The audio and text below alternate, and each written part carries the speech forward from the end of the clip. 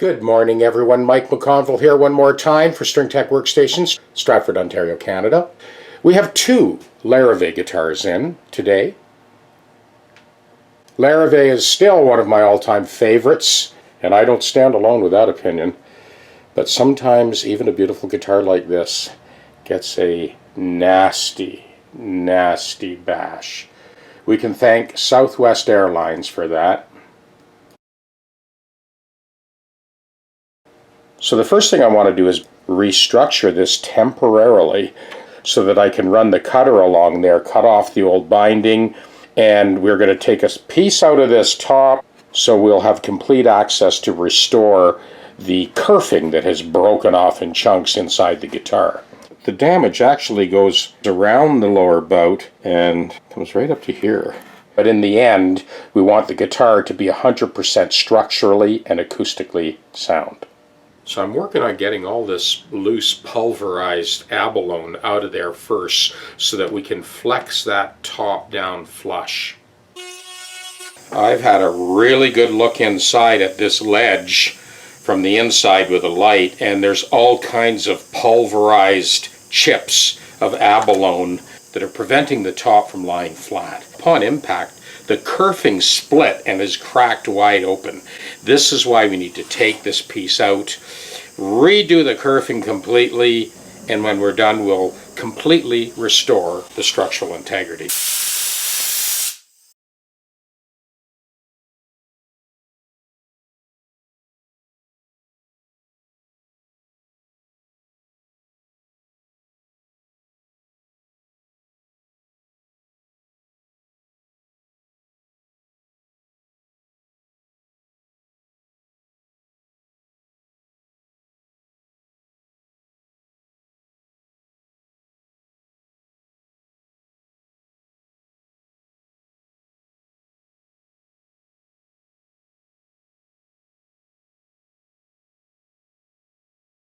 But there is a method in the madness, and you will see as it all comes out of the wash.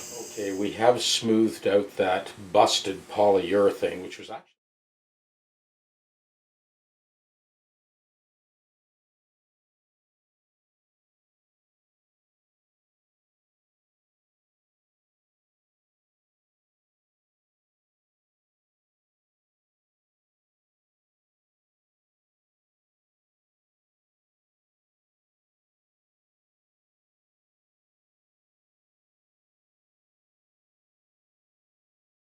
I actually have a rubber tipped threaded rod pushing on the inside. It'll be a lot easier to show you as I take it apart. I could write a whole book on this repair. As you can see, I've got it kind of jacked up so that the glue runs into that crack.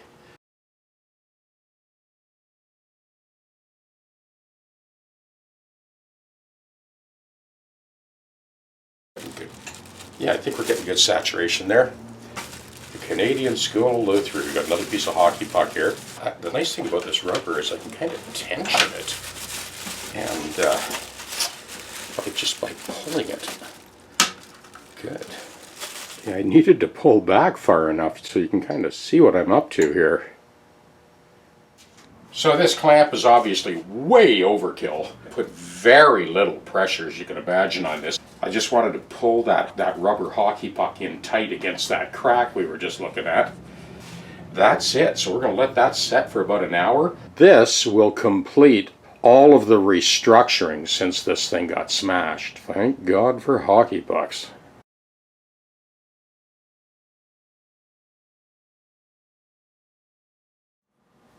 So between this rubber-tipped threaded rod, this butted up against the head block, also rubber, no Mars, not a scratch, right?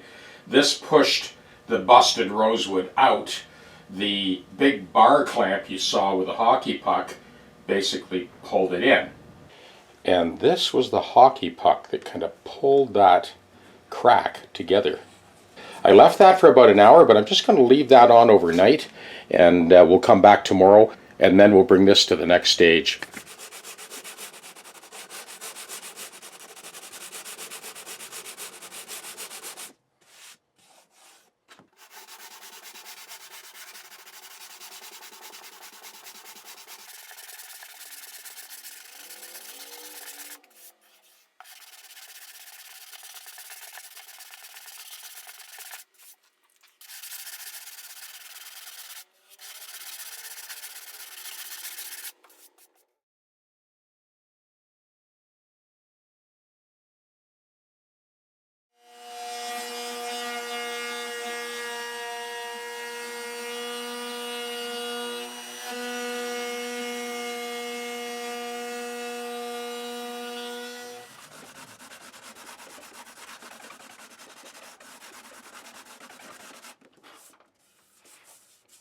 bad spot on the top there where that finish just flaked right off. It's actually fairly thick too, so I'm just doing my best to feather it out and get it ready for Darcy to kind of blow in. As I'm sanding, I'm trying to sort of keep that symmetry. I don't want to dig a hole in this one spot. I'm trying to feather it out.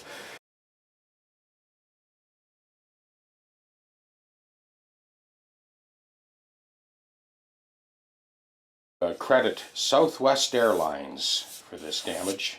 They never gave him a penny for this $4,000 guitar, almost completely destroyed.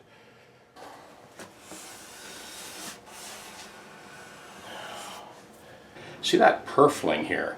So I'm going to drop the cutter down so it's just shy of this purfling all the way around.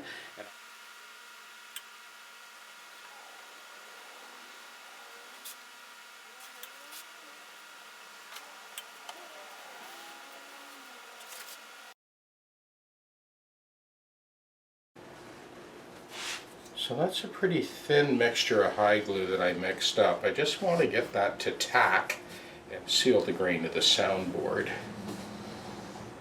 We'll let that set and then get ready for the final cut. I have done my dry run on the abalone inlay. It is not glued in yet. I will remove that inlay now and get ready to cut that ledge for the binding. To marry up that original rosewood binding with the replacement piece I'm putting on, this will also need to be sort of cut out by hand. We'll let that rosewood binding set, and then we'll come back and put the abalone in. Well, this is our very final dry run fit. So now we're ready to mix up a paste and glue this into place. Final drop fill and out to Darcy for finishing. Of course, all of the abalone has been replaced and we have this new rosewood binding on the outside. The finish has been more or less feathered. I think I'm going to let Darcy take it from here. I have masked off the flamenco tap plate, that thin pick guard that Larrivee uses, and I've masked off the bridge. But I want to bring you in for this sound hole masking trick. This is for the builders, the Patreon level 3 guys, anyone that's building guitars or spraying guitars. This may be something you've seen before or maybe not. So what I have here is I've got a tongue depressor that holds that masking guard on the inside of the sound hole. That basically holds it down away from the underside of the lip. I have a balloon I've blown up in there. That's where I get my sort of spring action. And we have the little finger wheel adjustments at the edge of the sound hole, so I want to mask those off as well. And that's where we're going with this. So I just kind of put that bristle board in there, like so. So I stick the balloon in the sound hole, blow it up, and then just put that bristle board piece over top. And that's floating on the balloon tension. So there you go. There's a little trick for you. So that essentially prevents any overspray from getting inside the guitar when you're doing your finishing. For my regular viewers, you've probably noticed I've had a little bit of a shop reconfiguration. I have my rolling cabinet here right at the front door, and I've got my new drill press that I just picked up a couple of weeks ago. This is a 15-inch King, so there's 7.5 inches between the column and the center of the chuck. So it's deep enough for most guitar-related jobs. That's my old tried and true Rockwell 14-inch bandsaw with a aluminum block in there as a riser, so I can make a big deep cut when I need to do that from time to time. And then here, the GPS unit is on this bench, and the Larrivee is on the XLT unit. And of course my Patreon Tier 3 subscribers will be getting the entire play-by-play on this whole job. Now next, I have my sort of old quarter sawn oak typewriter desk. Let me bring you in for a look at this. So this just flips open, and I have my spherical radius sander in there, and that's run on an air switch. I think you've seen that in other videos. But when I need a little bit of extra layout space, I've got some extra tabletop. What you see in the foreground here is a tapered maple wedge that I use for shooting the radius on fingerboards. After the fingerboard taper is cut, of course the fret slots would already have been cut, I will use this as a backer board to shape the radius with those sanding blocks that you guys get in your kits. So on the back side of that oak desk, I have my 12-inch stationary disc sander, and of course that's the edge sander over in the corner. And of course everything is hooked up to my dust collection, which is run with a remote control. So this new setup has allowed me just a little bit more elbow room, a little bit more open space in the shop. My shop is 220 square feet. My last shop was 5,000 square feet. And you know something? I don't miss it for a second. I get more work done with my 2 tack decks in this 220 square feet. Of course, you can see I use every cubic inch. This is my joiner. This is an old Poitras 6-inch joiner. I love my little shop. And I've got these library shelves that you see in all the videos and tools hanging up. I got my tool rack, an old letter rack that my dad made about 60 years ago. And over the years, I have come to appreciate less is more. And most of you guys that are doing this type of work tend to be pretty frugal. And I myself am quite frugal. But if I look at the years since I left that 5,000 square foot shop, I think I've saved about $340,000 in rent. But more importantly, I love my little Zen shop. You can blindfold me and shove me in here and I know where everything is. Anyway, so this is the latest configuration. It just leaves a little bit more open space from the front door right to the back. And this little square of open space between the drill press, the bandsaw, and my rolling cabinet, I can get around pretty good in this little shop. So there you go. There's my latest shop tour. Hope you enjoyed it. I hope maybe I've given you some ideas for your own shop. Cheers. Each of these tack decks take up 2.7 square feet. So basically we've got 5.4 square feet of real estate. That's where I do my work on the guitars. Whenever I do need any heavy machinery, I've got tons of people I know locally with amazing machine shops that if I need CNC work done, which is very rare, or any type of machining, well, I know where to go. And for you guys too, get to know your local machinist. So when you need some type of metal work done, there's plenty of people around to do it. In the last 465 videos I've posted, everything is done in this little 220 square foot shop. We are about to do the final tuning check on John's beautiful Larrivee guitar that is now fully restored after the smash up from the airlines. So this is the final call on that compensated cantilevered saddle. These are 12 to 56 strings, so the bluegrass string, kind of light top, heavy bottom. 12 to 56 at concert pitch. Let's have a look at the compensated nut. And this is where we ended up with that compensated nut. So I'm about to demo that tuning, open string, 12 fret, etc., etc. I just thought I'd show you the nut and saddle before we get started. Here's our final tuning check. You can try this on your own guitar at home. Open string, 7th fret, octave, 12th fret, and open, and fretted 1st fret note. A string, 7th fret and octave, 12th fret, open, and fretted 1st note. 4th string, 7th fret, octave, 12th fret, open, and 1st fret. 3rd string, 7th fret, octave, 12th fret, open, and 1st fret. 2nd string, 7th fret, octave, 12th fret, open, and 1st fret note. 1st string, 7th fret, octave, 12th fret, and open, and 1st fret note. Now the real test. Now we'll go play some chords. Well, there's our patch and our new abalone. Of course, there is a glue line there, so you're always going to see it. There's no way around it. But the guitar is now structurally and acoustically 100%. Compensated saddle and the compensated nut are done. Let's go in the house and have a listen. Darcy did a wonderful job marrying up that polyurethane to the nitrocellulose. There's the sides. There's our new abalone, new binding, of course all new kerfing inside where it was all cracked and smashed. It is 100% restored, 100% structurally sound, and now John can put that nightmare behind him and just relax and play this beautiful Larrivee guitar. I've got it in a drop D.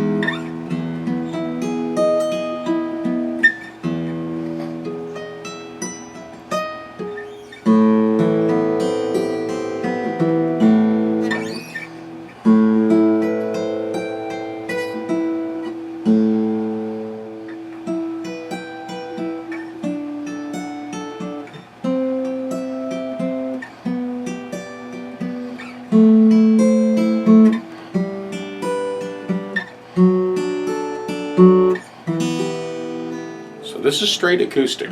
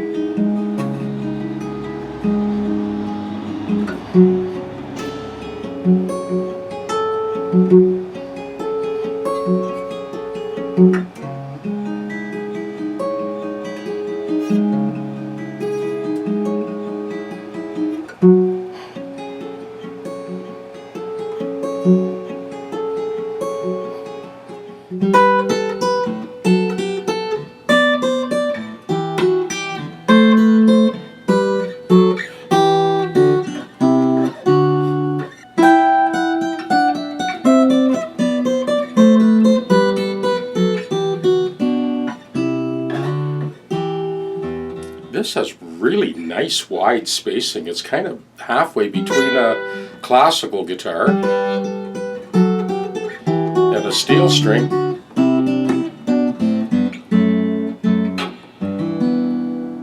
I've looped this line. So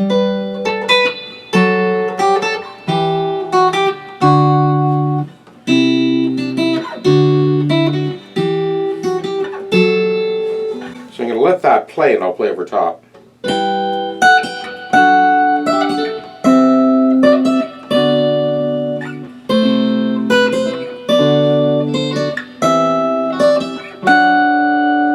So here's the two of them together.